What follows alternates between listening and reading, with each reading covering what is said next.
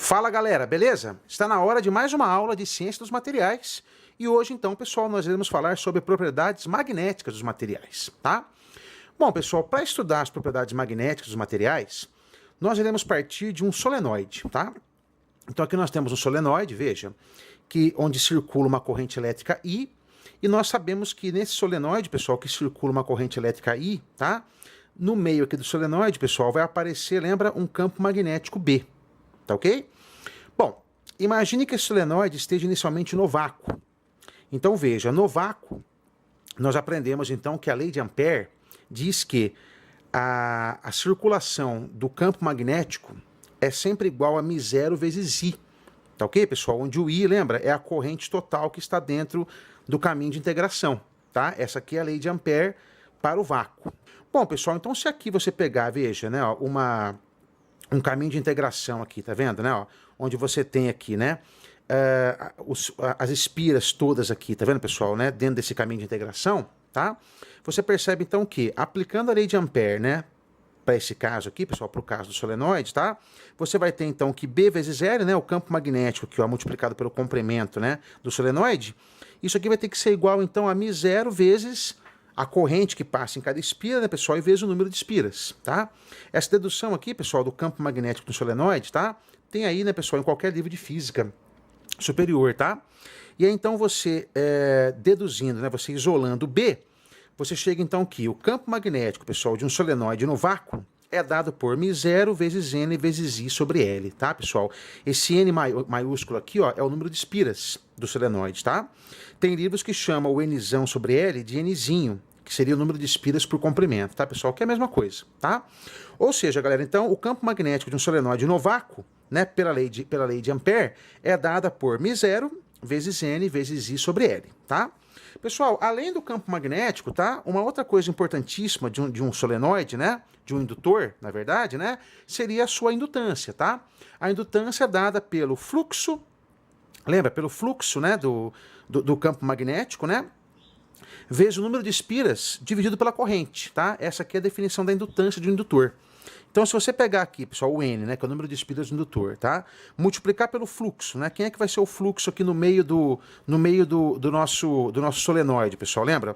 O fluxo vai ser, então, o campo magnético, vendo aqui, ó, que a gente acabou de calcular, que é μ0 NI sobre L, vezes a área, né? Vezes a área do nosso solenoide, tá? Tudo isso dividido pela corrente. Então, agora, se você cortar aqui o I com o I, tá vendo, pessoal? Ó, N vezes N vai dar N quadrado. Então, nós chegamos, então, na expressão da indutância, né, de um indutor, né, de um solenoide, tá? A indutância de um solenoide vai ser, então, μ0 vezes N ao quadrado, vezes a área do solenoide pelo comprimento dele. Tá ok, pessoal? Tá vendo? Ó? Então, galera, então essas aqui são as duas coisinhas fundamentais, são as duas grandezas fundamentais, tá? Que você tem que analisar no caso de um solenoide, tá vendo? Você tem que ver o que acontece com o campo magnético e o que acontece com a sua indutância, tá?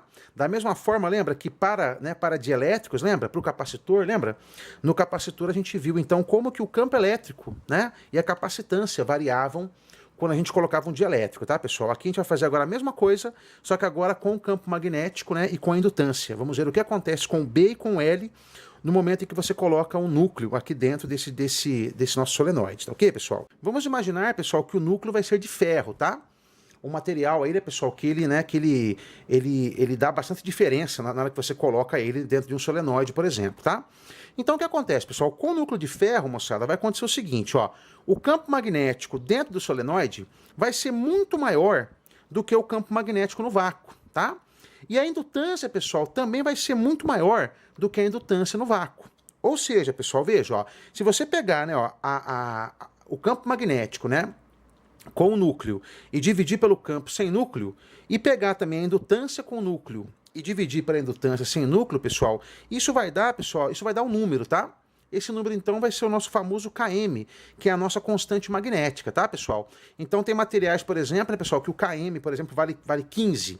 Isso quer dizer, então, o seguinte, quer dizer que o campo magnético, né, com o núcleo é 15 vezes maior do que o campo magnético, tá, pessoal, sem o núcleo, tá?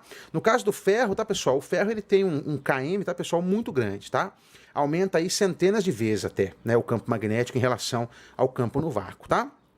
Ou seja, pessoal, então agora, né, se você quiser calcular o campo magnético, tá, pessoal, desse solenoide, né, com o núcleo de ferro, você vai perceber, então, que ao invés de ser μ0 Ni sobre L, vai acabar sendo Km vezes μ0 Ni sobre L. Ou seja, pessoal, o campo magnético do vácuo, tá vendo aqui, ó, acaba sendo multiplicado por esse fator Km, por essa constante magnética, tá? E a indutância, pessoal, também. A indutância que era no vácuo, né, que era μ0 N ao quadrado A sobre L, acaba sendo também Km vezes μ0 N ao quadrado A sobre L, tá? E, pessoal, veja que interessante, tá, pessoal? Enquanto que no capacitor, tá? Quando você coloca o dielétrico, lembra? A capacitância aumenta, né? E o campo elétrico diminui. No caso de um indutor, tá, pessoal? Quando você coloca um núcleo de ferro, por exemplo, ambos aumentam, tá? Ou seja, né, o campo aumenta, tá? E a indutância também aumenta, viu? Isso é fonte aí de muita confusão também na hora que o pessoal está estudando aí, né? Dielétricos e materiais magnéticos, tá, pessoal? Cuidado com essa diferençazinha aí, tá?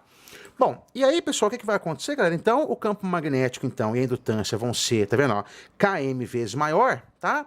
Ou seja, pessoal, então isso nos diz o seguinte, ó, que para você calcular, portanto, né, ó, o campo magnético, por exemplo, de um solenoide, né, para um solenoide com ou sem núcleo, tá, pessoal?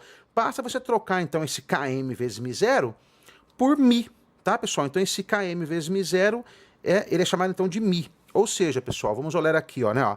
Se você, então, pegar, tá vendo, né, ó, se você pegar, então, o Km vezes o μ0, ó, e substituir por μ, tá, pessoal? O μ, então, vai ser a permeabilidade magnética do material, tá, pessoal? Enquanto que o μ0 vai ser a permeabilidade magnética, né, do vácuo, tá, pessoal?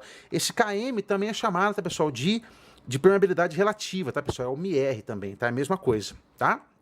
E é lógico, né, pessoal, que se eu tiver no vácuo, né, galera, é claro que o Km vai ser 1, né? E o μ0, então, né, e o μ volta a ser μ0, tá, pessoal? Então, veja, então essa seria, então, tá, pessoal, a expressão, tá? Para o campo magnético, né, no interior de um solenoide, tá, pessoal, com ou sem núcleo, tá, pessoal? Se o núcleo for de vácuo, no lugar do μ a gente coloca o μ0. Se o núcleo, né, for de um material, de um material que tem uma permeabilidade μ, né, aqui no lugar do μ0, então a gente vai usar o μ, tá, pessoal? Onde o μ é Km μ0, tá? Bom, finalmente, tá, pessoal, né, a última coisa importante pra gente observar é o seguinte, tá, galera, ó, esse negócio, tá, pessoal, de trocar, tá vendo, ó, μ0, tá, por Km μ0, ou seja, de trocar μ0 por μ, né, isso foi observado, né, tá certo, pessoal, por exemplo, né, no caso do solenoide, tá, mas acontece, tá, pessoal, a mesmíssima coisa, veja, né, com, por exemplo, com uma espira, com um fio retilíneo, tá vendo, pessoal, por exemplo, né, com um toroide, tá, pessoal? Com uma bobina toroidal. Ou seja, pessoal, para qualquer tipo de campo magnético, tá? É a mesma coisa. Ou seja, né? Se você tem um certo B, né? No vácuo, se você colocar um núcleo em qualquer tipo de situação, pessoal, né? O μ0, né? Tem que ser trocado por μ, tá, pessoal, né? Para que as contas deem certo, tá? Ou seja, galera, então, essa ideia de trocar o μ0 por μ, tá ok, pessoal? Veja, ela é muito mais geral, tá? E, galera, ela é tão geral, veja só, né, ó, que, na verdade, né, a gente vai ter que mexer não só, né, nas fórmulas, né, particulares, né, para cada elemento, mas para a forma mais geral, pessoal, que é a lei de Ampère, tá? Ou seja, então, a própria lei de Ampère, pessoal, veja, ela vai ter que ser modificada, tá? Ou seja, né, pessoal, ao invés de nós termos, então, né, a circulação do B, né, do campo magnético, né, ser igual a μ0 vezes I, né, a gente vai ter, então, agora que a circulação do B vai ser igual a μ0, né, vezes Km vezes I. Ou seja, pessoal, então esse Km ele vai entrar, inclusive, na lei de Ampère, tá, pessoal? E aí nós chegamos, então, na forma da lei de Ampère mais geral, tá? Que diz que a circulação do campo B, ao invés de ser igual a μ0I, vai ser igual a μ vezes I. Tá, pessoal, né? Onde o μ, né, é o μ0 vezes o Km, tá? Então essa aqui é a lei de Ampère, tá, pessoal, geral. Da mesma forma que nós chegamos, lembra, nos capacitores, né, para uma lei de Gauss mais geral, então aqui nós chegamos também na lei de Ampère mais geral, tá, pessoal, que engloba situações com ou sem núcleo, tá? E, pessoal, já aproveitando então, né, galera, né, que nós chegamos até aqui, né, ó, também é a hora também de nós introduzirmos o vetor H. Pessoal, veja, o vetor H é um vetor, veja, que ele independe, tá, do fato de você ter ou não material, tá? Esse vetor H, pessoal, lembra, ele é o análogo ao vetor D, ao vetor deslocamento, lembra? Do campo elétrico, lá no caso do capacitor, tá? Então o vetor H vai ser independente do fato de ter ou não material, tá? E esse vetor H, pessoal, veja como que ele é definido, ó. Se você passar esse μ aqui, pessoal, dividindo, você vai chegar então que o fluxo, né, você vai chegar então que a circulação de B sobre μ é igual a corrente, tá vendo, pessoal? E aí esse B sobre μ, você pode chamar então de H, tá? E aí nós chegamos então a uma forma, tá, pessoal, né, mais compacta da lei de Ampère, tá vendo? Ó, que diz que a circulação do vetor H é simplesmente igual a corrente, tá vendo? Ó, essa aqui é a fórmula geral do H. No caso do vácuo, o μ vai ser μ0, e aí o B vai ser μ0H, né, pessoal? Que é a mesma coisa que a gente tinha antes, tá? A gente começou, né, colocando o exemplo, né, de um núcleo de ferro, tá, pessoal? Porque o núcleo de ferro, né, pessoal, ele tem o km, tá vendo, pessoal, muito maior do que 1, tá? O km ele é muito grande, então fica muito fácil de você perceber os efeitos, tá, pessoal, de um núcleo de ferro, tá? Então, no caso do ferro, pessoal, veja, ó, o campo, né, dentro do solenoide com o núcleo é muito maior do que o campo sem núcleo, tá? Esses materiais que possuem esse km muito grande são chamados de materiais ferromagnéticos, tá, pessoal? Exemplos de materiais ferromagnéticos seriam o ferro, o cobalto e o níquel. Tá? Lembrando que o material ferromagnético, tá vendo aqui, pessoal? É aquele material que ele é fortemente atraído por um ímã, tá? Esse quadradinho aqui representa um ímã, tá vendo, ó? Então, todo material ferromagnético, ele é fortemente atraído por um ímã, tá? Mas não tem, tá, pessoal, só material ferromagnético, viu? Também tem os materiais paramagnéticos, pessoal. Os materiais paramagnéticos são aqueles que o km é maior do que 1, mas é um pouquinho só maior do que 1, tá, pessoal? Ou seja, né, eles aumentam o campo magnético, tá? Em relação ao vácuo, mas só um pouquinho, tá, pessoal? Ou seja, esses materiais, eles são, tá vendo? São fracamente atraídos por um ímã, tá? Exemplos de materiais paramagnéticos, por exemplo, nós temos aqui, ó, o alumínio, né, a platina e o tungstênio, tá? E tem ainda materiais, tá, pessoal, que tem o km um pouquinho menor do que 1. O campo magnético dentro desses materiais é um pouquinho menor do que o campo magnético no vácuo, tá? Inclusive esses materiais, tá, pessoal, por incrível que pareça, eles são fracamente repelidos por um ímã, tá? Exemplos de materiais diamagnéticos, pessoal, o cobre, né, o chumbo e o silício, tá? Bom, pessoal, então esse foi o nosso primeiro vídeo sobre materiais magnéticos, né? E no nosso segundo vídeo, então, nós iremos continuar a falar um pouquinho sobre, né, sobre o vetor magnetização, tá? E sobre a suscetibilidade magnética, né?